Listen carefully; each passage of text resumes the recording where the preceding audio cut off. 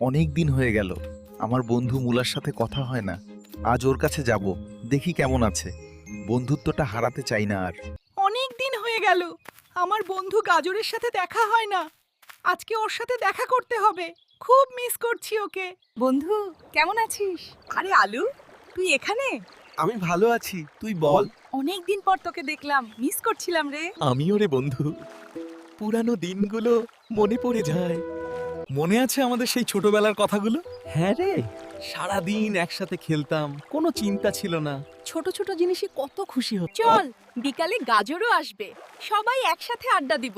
ওহ, দারুণ হবে। অনেক দিন পর আবার তিনজন একসাথে। ওই অবশেষ তিনজন আবার একসাথে। কোথায় ছিলি এতদিন? আমাদের ভুলেই গেছিস নাকি? আমরা কিন্তু তোর জন্যই অপেক্ষা করছিলাম রে। না রে, ব্যস্ত ছিলাম, কিন্তু তোদের ভুলিনি কখনো। আজকে কিন্তু পুরানো দিনের মতো আড্ডা হবে। হ্যাঁ। এই চায়ের মজাই আলাদা যখন তোরা পাশে থাকিস। সত্যি রে, চা না, আসলে আড্ডাটাই আসল। এইটা কিন্তু পুরানো দিনের মতোই লাগছে। মনে আছে আগে এক কাপ চা তিনজন ভাগ করে খেতাম। হ্যাঁ, তখন পকেটে টাকা থাকতো না। কিন্তু মজা ছিল সবচেয়ে বেশি।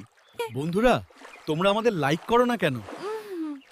আমরা এত কষ্ট করে গল্প বানাই, তাও লাইক দাও না গে।